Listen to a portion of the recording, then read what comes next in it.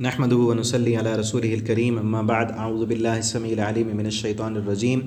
بسم الله الرحمن الرحيم ولما فصلت العير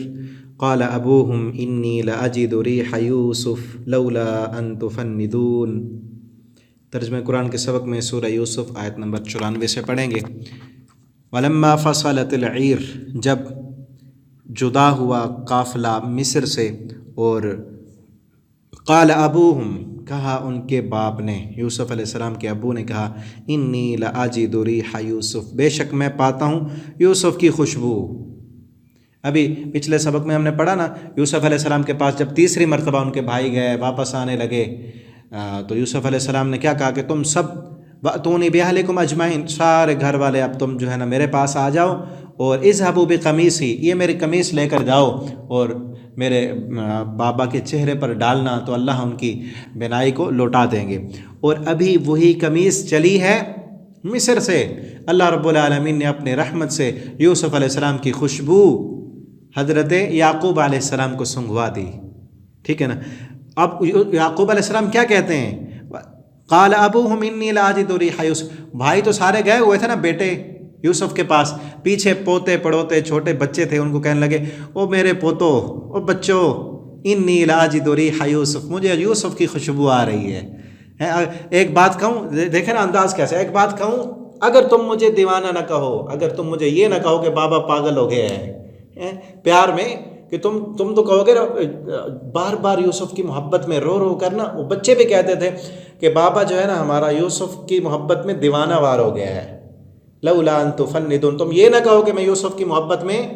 دیوانہ ہو چکا ہوں، تو مجھے تو آج اسی طرح یوسف کی خوشبو آ رہی ہے جس طرح یوسف کو میں چھوٹا ہوا کرتا تھا اور اپنے چہرے کے ساتھ دگا کر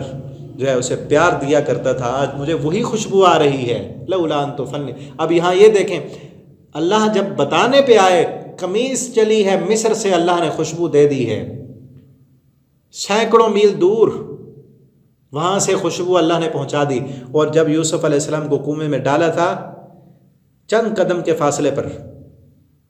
چلو چند کلومیٹر کے فاصلے پر کہہ لیں، وہاں سے اللہ نے نہیں بتایا تو پیغمبر کو پتہ نہیں چلا، وہاں سے قمیص چلی ہے، اللہ نے پہنچائی ہے تو خوشبو بھی پہنچا دی ہے، ٹھیک ہے نا۔ قالوا تاللہ، تو انہوں نے کیا کہا، انہوں بچوں نے بھی ایسے کہا، اللہ کی قسم، انک لفی ضلالک القدیم، آپ تو پرانی غلطی پر ہیں، وہی پرانی یوسف کی محبت آج بھی آپ کے دل میں ہے۔ ضلال کہتے ہیں اصل اس دیوانگی، دیوانہ وار کو، کہ اب تو بالکل اسی طرح دیوانہ وار، کب کی خبریں پتہ نہیں ختم ہو گئیں، لیکن ابھی آپ کے دل سے محبت نہیں جا رہی، کیسے جائے؟ بیٹا تو بیٹا ہی ہوتا ہے نا۔ انک لفی ضلالک القدیم فلما ان جاء البشیر، جب آیا خوشخبری دینے والا، القا، قافلے کے آگے نا ایک قاصد چلا کرتا ہے،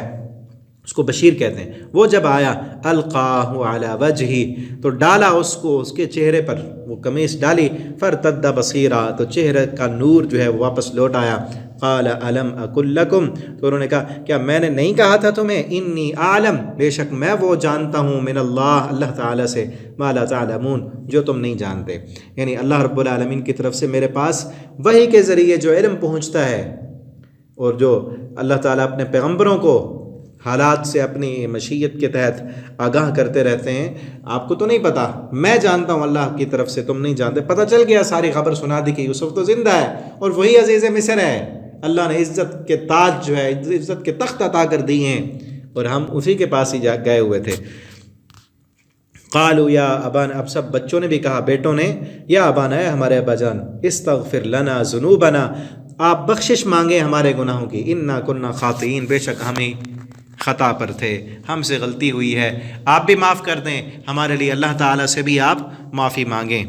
قال سوف استغفر لکم ربی، تو یعقوب علیہ السلام نے کیا کہا، ان قریب میں آپ کے لیے معافی مانگوں گا اپنے رب سے، انہ هو الغفور الرحیم، بے شک وہ معاف کرنے والا اور رحم کرنے والا ہے۔ اسی وقت فوراً معافی نہیں دی یا نہیں اللہ تعالیٰ سے دعا کی، بلکہ کیا کہا، ان قریب مانگوں گا۔ ارادہ یہ تھا، مفسرین نے لکھا ہے، کیونکہ پیغمبر جو ہیں وہ سب تہجد کے وقت اللہ رب العالمین سے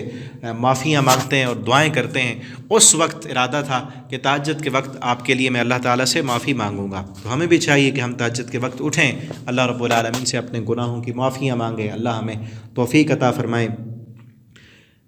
قال فلما دخلوا علی یوسف، پھر جب وہ داخل ہوئے یوسف پر. اب درمیان سے پھر واقعہ جو ہے وہ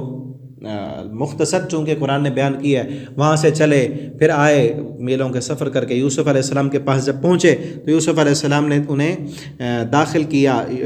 عزیز مصر پر. جب وہ داخل ہوئے یوسف علیہ السلام پر تو انہوں نے جگہ دی اپنے والدین کو، یعنی عزت کا مقام جو ایک